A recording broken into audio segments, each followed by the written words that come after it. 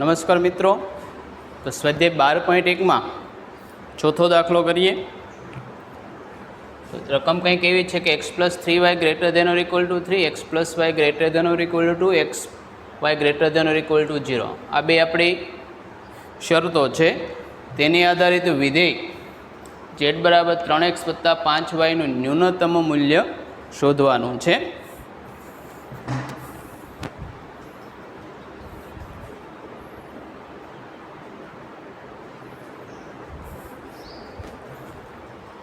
તો શરતો આધારિત જે બે રેખાઓ મળશે તે જોઈએ. તો પહેલી થશે x+3y = 3 પરના બિંદુઓ ક્યાં થાય તે જોઈએ. તો x+3y = 3 એની માટે બિંદુ x 0 મૂકો તો y 3/3 એટલે 1, y 0 મૂકો તો x = 3. બીજી રેખા x+y = 2 માટે બિંદુ C x = 0 તો y = 2 અને બિંદુ D y = 0 તો x = 2. અહીંયા ખોટું લખ્યું છે આપણે 3 0, y = 0 તો x = 3. તો બિંદુ x અક્ષ પર થઈ ગયું 3 સુધી, y અક્ષ પર 2 સુધી, એટલે પહેલા ચરણનો આલેખ થશે.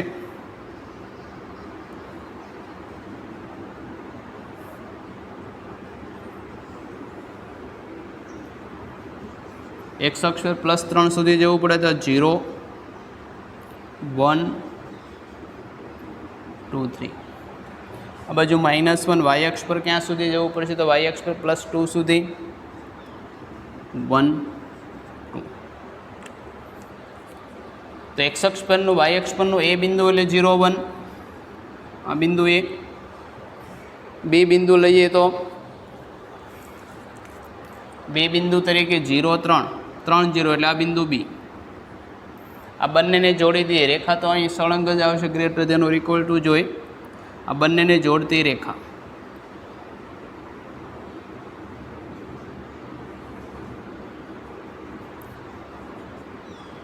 અને આને રેખા 1 કહીએ. સમીકરણ 1 આ 1 નંબર, આ 2 લેસ ધેન છે કે ગ્રેટર ધેન તો ઉપરનો સાઈડ લેવી તો અહીંયા આપણે ઉપર એરો કરી દઈએ છીએ. આ કેવો આવશે? ઉપરનો એરો. ટૂંકમાં આની બધો ઉપરનો ભાગ આવશે. બીજી રેખા માટે બિંદુઓ 0 2,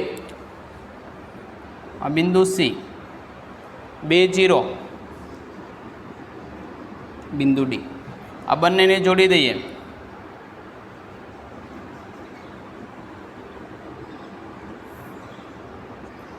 બે નંબરની રેખા આ પણ કેવું થશે? ગ્રેટર ધેન, ઉપરનો ભાગ.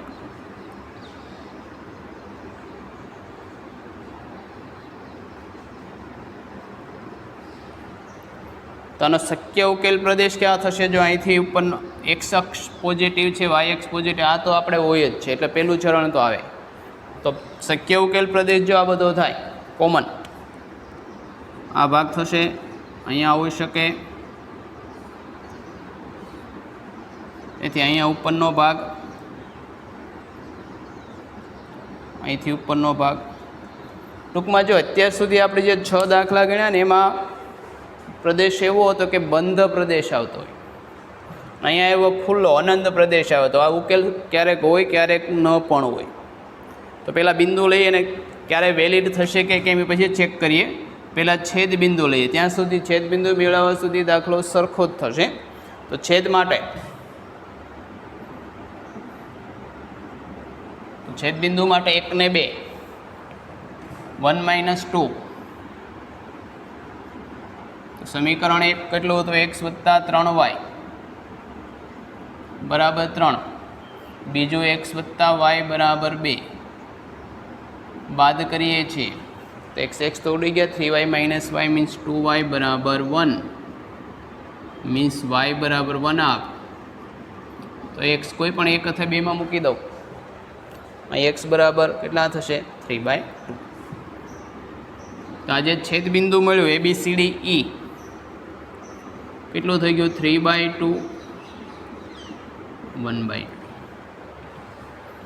શક્ય ઉકેલ પ્રદેશના શિરોબિંદુઓ ક્યાં થશે? તો બિંદુઓ અને ઝેડ. તો બિંદુ કોણ થઈ ગયું? એક તો સી, પહેલું બિંદુ થશે સી, એના આયામ કેટલા? 0 2. બીજું સી પરથી આવ્યા આપણે, આ બિંદુ હતું E 3/2 1/2 3/2 1/2. અને ત્રીજું થશે બી 3/0. તો 0 2 આગળ ઝેડ બરાબર કેટલા છે? ઝેડ બરાબર છે 3x + 5y. એની કિંમત લેવાની છે. આ 0 + 5 × 2 આ થશે 10. 3/2 અને 9/2 + 5/2. 9 ને 5 14 ભાગ્યા 2 એટલે 7. ત્રીજું x બરાબર 3, 3 તેરી 9. તો આ આપણી ન્યૂનતમ કિંમત થશે. ખુલ્લો પ્રદેશ આવે કે બંધ પ્રદેશ, અહીંયા સુધી દાખલો સરખો. હવે જોવાનો, દર વખતે ખુલ્લો પ્રદેશ એનો શક્ય ઉકેલ મળશે નહીં. તો ઝેડ બરાબર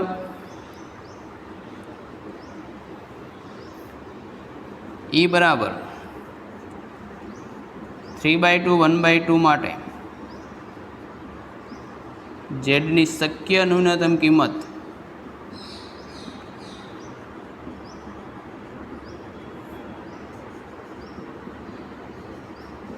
7 છે. શક્ય એટલે સ્વીકાર્ય નથી. સ્વીકાર્ય ક્યારે થશે કે કેમ, તેની માટે આપણે એક એક્સ્ટ્રા લાઈન દોરવાની. શું દોરવાની? જનરલ થિયરી લખું. જો મહત્તમ માગ્યું હોય તો જનરલ થિયરી થશે મહત્તમ હોય, મહત્તમ માટે ઝેડ ગ્રેટર દેન મહત્તમની લાઈન દોરવાની, અને ન્યૂનતમ માટે ઝેડ લેસ દેન ન્યૂનતમ. એક્સ્ટ્રા લાઈન દોરવી પડશે. ઝેડ એટલે આપણું જે વિધેય છે ને તે મહત્તમ હોય તો ઝેડ ગ્રેટર દેન મહત્તમ, ન્યૂનતમ હોય તો લેસ દેન. પણ લેસ દેન આવશે, ત્રુટક આવશે. હવે એ રેખાનો અને માગેલી રેખાનો છેદગણ જો ખાલી ગણ થાય, આનો અને આ માગેલા પ્રદેશ, આ શક્ય પ્રદેશનો ઉકેલ છેદગણ જો ખાલી ગણ થાય તો ઉકેલ પ્રદેશ સ્વીકાર્ય નથી, નહીંતર નથી. તો આમાં એક એક્સ્ટ્રા કરવી પડશે. હવે ઝેડ લેસ દેન 7, કેમ કે કઈ કિંમત હતી? ન્યૂનતમ. તો ઝેડ લેસ દેન 7 એટલે કે આ રેખા 3x + 5y લેસ દેન 7 માટે આ એક રેખા દોરવી પડશે આપણે. તો આની માટે જનરલ મિત્રો આ બિંદુ તો આની પર હોય છે, એક જ બિંદુ મેળવવું પડે, કેમ કે 3/2 1/2 તેની પર હશે જ ને, ત્યાં ન્યૂનતમ થઈ ગયું. તો x બરાબર 0, તો બિંદુ એની માટે E, તો આ FQ થશે. તો મૌખિક મેળવી શકો. ધારો કે x બરાબર 0, તો y બરાબર કેટલા થશે? 7/5. તો એક્સ્ટ્રા બિંદુ એક આપણે આની પર પ્લોટ કરીએ. કયો બિંદુ? F. ને E તો એની પર હતું જ. તો F એટલે x બરાબર 0 અને y બરાબર 7/5, એટલે 1 પોઈન્ટ સમથિંગ થશે. એટલે અહીંયા આવશે કોઈ જગ્યાએ. આશરે રાખી, એક્ઝેક્ટની જરૂર નથી. આ જે બિંદુ થશે, ખાસ જોજો, આ બિંદુ શું છે? F.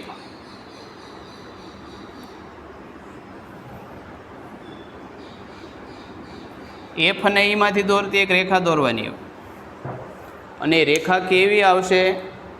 ત્રુટક જ આવે. ખાસ ધ્યાન રાખવાનું, સળંગ રેખા આવશે નહીં.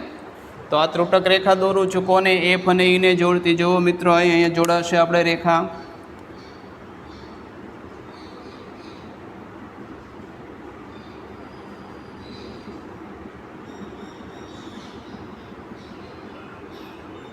આ જે રેખા છે ને, ઝેડ લેસ દેન 7, અને લેસ દેન છે.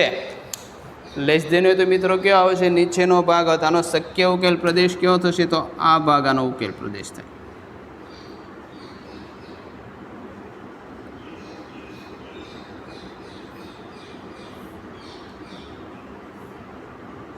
તો જો આનો ઉકેલ પ્રદેશને મળેલો પ્રદેશનો છેદગણ કેવો છે? ખાલી ગણ, તો ઉકેલ સ્વીકાર્ય. પણ ધારો કે છેદગણ ખાલી ગણ ન હોય ને છેદગણમાં કોઈ પણ બિંદુ મળે તો ઉકેલ સ્વીકાર્ય નહીં. બિંદુ તમને એવું થશે કે એ તો આના બંનેમાં છે, પણ એ ખરેખર આની ઉપર તો નથી, ત્રુટક છે. એ ફક્ત ઉપરનાનું બિંદુ છે, આનું બિંદુ નથી. તો અહીંયા લખીએ z<7 અને મળેલ પ્રદેશનો છેદગણ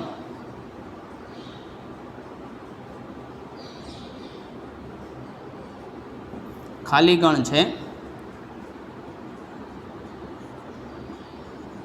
હોવાથી મળેલો ઉકેલ કેવો છે? સ્વીકાર્ય છે. જો છેદગણ ખાલી ગણ ન હોય તો ઉકેલ સ્વીકાર્ય થશે નહીં. એટલે અહીંયા જે અત્યાર સુધી 6 દાખલા ગણ્યા કરતાં મેથડ એ છે કે ખુલ્લો પ્રદેશ આવશે ને ત્યાર પછી એક એક્સ્ટ્રા લાઈન દોરવી પડશે, બીજું કંઈ નવું નથી.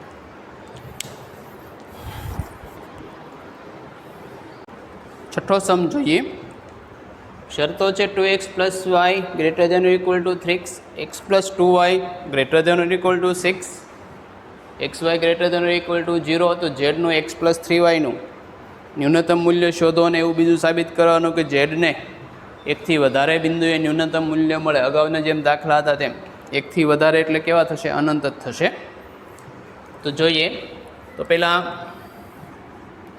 પહેલી રેખા x + 2x + 3y = 3. એક માટે બિંદુ હવે થોડાક મોટા થઈ ગયા, મૌખિક મૂકીએ છીએ. x0 મૂકો તો y = 3, y0 મૂકીએ તો x = 3/2. બીજી રેખા x + 2y = 6 માટે બિંદુ C x0 તો y કેટલા થશે? તો x0 તો y 6/2 એટલે 3, અને D y0 તો x = 6. તો x અક્ષ પર +6 સુધી જવું પડશે અને y અક્ષ પર +3 સુધી.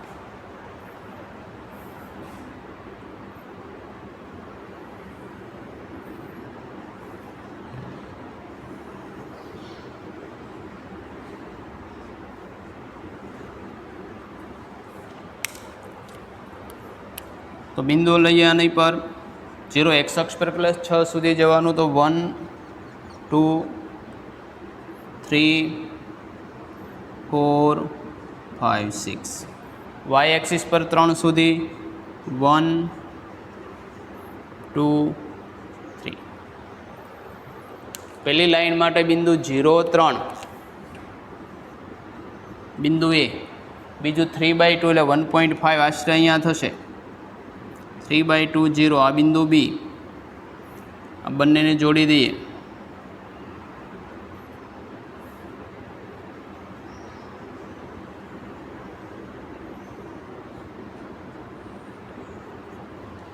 અને કેવું છે તો greater than or equal to એટલે બારોબાર ઉપરનો ભાગ આવશે.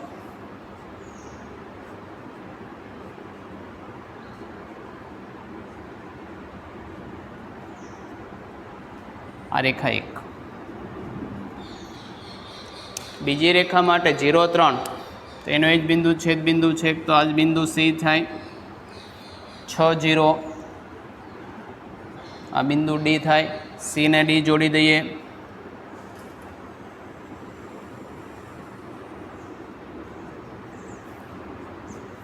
આ રેખા 2 નંબરની રેખા થઈ ગઈ. અને કયો ભાગ આવશે? એ પણ ગ્રેટર દેન એટલે ઉપર સાઈડ આવશે.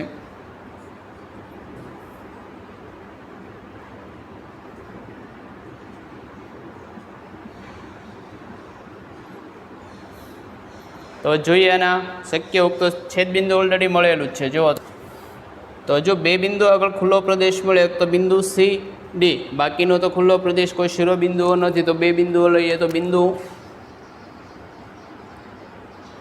અહીંયા Z, તો Z = x + 2y. તો બિંદુ C માટે લઈએ તો પેલું બિંદુ છે C. તો C ના યામ કેટલા છે? તો y અક્ષ પર છે 1 0.3 અને બીજું બિંદુ ડી કેટલા છે 6 0. ઝેડ બરાબર અહીંયા માટે મેક્સિમમ થશે 6, વેલ્યુ આ પણ થશે 6. બંને કેવી થાય? ન્યૂનતમ. બંને મહત્તમ પણ કહી શકાય, બંને મહત્તમ પણ કહી શકાય, ન્યૂનતમ પણ કહી, કેમ કે બંને સરખી છે. તો હવે જોઈએ કે ખુલ્લો પ્રદેશ છે સ્વીકાર્ય છે કે કેમ. તો z <6, કેમ કે ન્યૂનતમ છે એટલે z <6 માટે દોરીએ, એટલે કે z એટલે કે x + 2y <6 લઈએ, એટલે x + 2y <6 એટલે ખરેખર તો આ જે રેખા થાય એ જ છે ને, x + 2y <6. એટલે બીજી જો દોરવી હોય ને તો આની જેવી જ મારે કેવી થાય? ત્રુટક રેખા આવે. ત્રુટક જે બ્લુ છે ને x + 2y <6 એટલે કયો ભાઈ? નીચેનો ભાગ થાય એનો.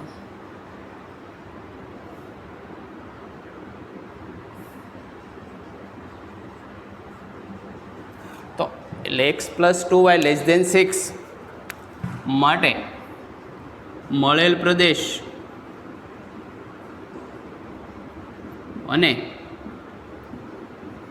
z <6 નો છેદગણ ખાલી ગણ છે.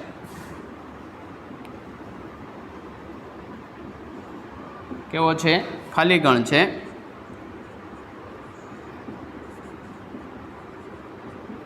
માટે ઉકેલ કેવો થશે? સ્વીકાર્ય છે.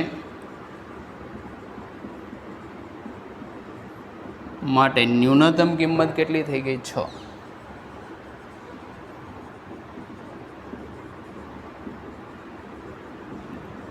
તો બીજો એક સાઈડનો ક્વેશ્ચન લઈએ. મહત્તમ કિંમત મળે તો મહત્તમ ન મળે એનું કારણ મહત્તમ કરીશ ને તો અહીં z મળેલો પ્રદેશ <6 લે તો રેખા પરના આ બધા જ બિંદુઓ આની અંદર આવશે. એટલે જો કદાચ આની આ જ રકમ મહત્તમમાં પૂછે તો ઉકેલ સ્વીકાર્ય નથી. ઉકેલ સ્વીકાર્ય થાય એની માટે છેદગણ ખાલી ગણ થવો જોઈએ. જો હું મહત્તમ લઈ લઉં તો અમારે કેવો? ઉપરનો ભાગ આવે. રેખા સિવાયના તો આ બધા બિંદુ બંનેમાં આવશે, કેમ કે મહત્તમ કરું તો એની ઉપરનો ભાગ આ રેખા હતી. આ જે છે એ કિંમત કેવી છે? ન્યૂનતમ. શરૂઆતમાં ખબર નથી, આજ માગે લઈ લે આપણને ખબર પડી ગઈ ન્યૂનતમ. લખવા ન્યૂનતમ અથવા મહત્તમ બંને લખી શકાય, કેમ કે બે જે સંખ્યા હોય તો સરખામણો કરી. એક સંખ્યા જ હોય તો તમે સરખાઈ ન કરી શકો ને. એટલે <6 માટે મળશે. જો <6 કરશો તો ઉકેલ ગણ ખાલી ગણ થશે નહીં. અને ઉકેલ ગણ ખાલી ગણ ન થાય તો આ રીતે મળેલો ઉકેલ સ્વીકાર્ય બનતો નથી. એટલે <, છે એટલા માટે સ્વીકાર્ય, નહીંતર સ્વીકાર્ય થશે નહીં. એટલે ખાસ આ થિયરિકલ કન્સેપ્ટ વાઇઝ યાદ રાખવા જેવો પ્રશ્ન હતો.